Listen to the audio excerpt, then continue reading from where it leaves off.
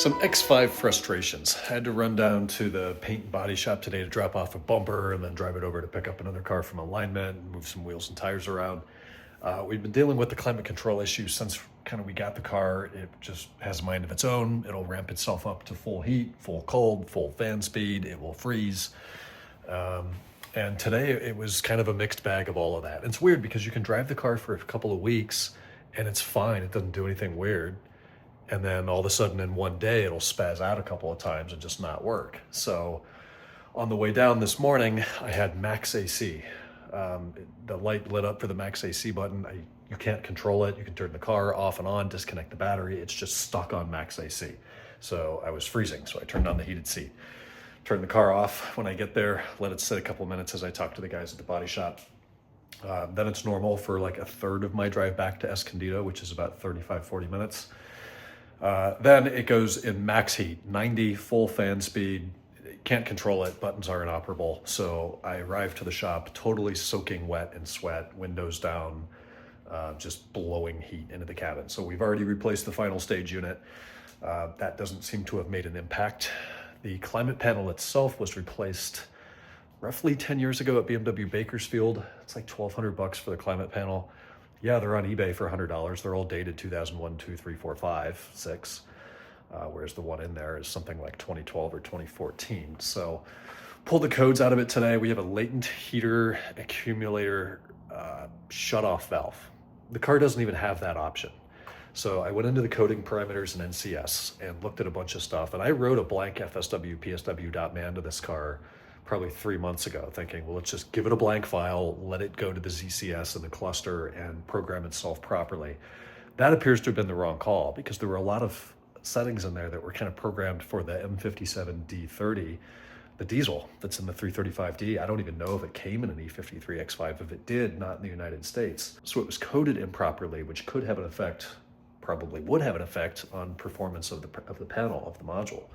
So I went through every coding parameter today, took a bunch of time, set everything to M54B30, and now we'll run it for a couple days or weeks and see if there's any difference. The first sign of any problem, I'm going to take that module out, throw it out of the window with force, and just replace it. It's a $1,000 module.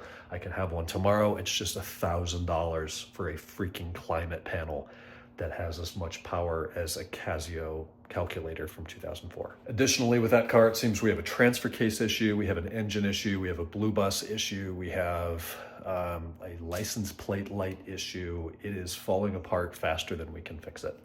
So I've looked into selling that, purchasing another E53 X5. I came close to a purchase on Sunday of a 2003 Imola Red 4.6 Alpina X5.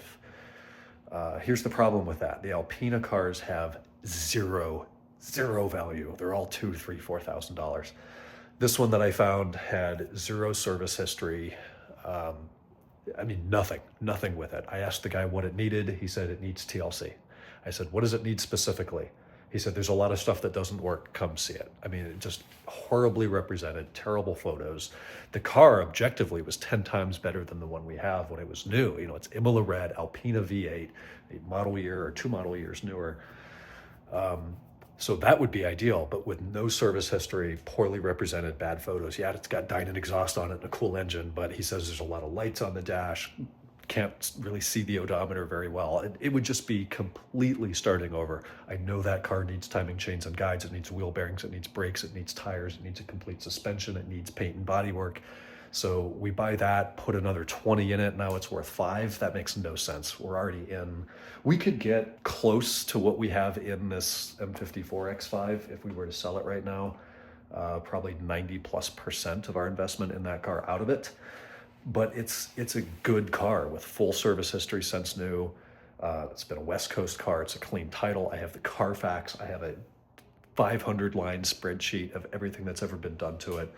So going back and forth, you know, I was ready to go pay this guy cash for this other X5 and look at other Alpinas. Then there's the other problem that Alpina can't build an engine to save their lives. The pistons are too big and don't fit in the cylinder, so you've got to rebuild these V8s all the time. I know that's a bigger problem on the N62, the B48.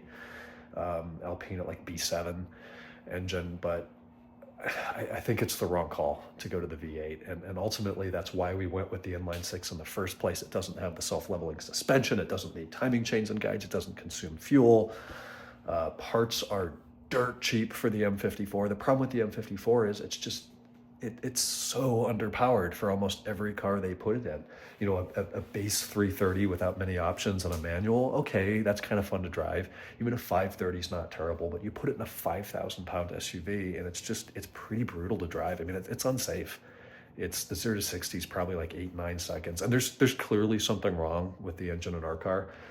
We're getting about 100 PSI per cylinder, which is just over half of what it should be.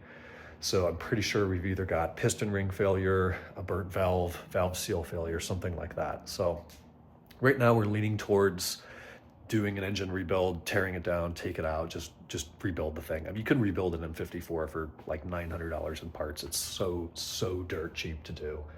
And if we do that, we get back to 225, 230, and maybe we add a pedal to the car that would vastly improve reliability and performance. I think that's going to be the solution that best serves us and our use case for the car. It's a shop truck. This thing needs to move around wheels and tires and bumpers. It is not a sports car.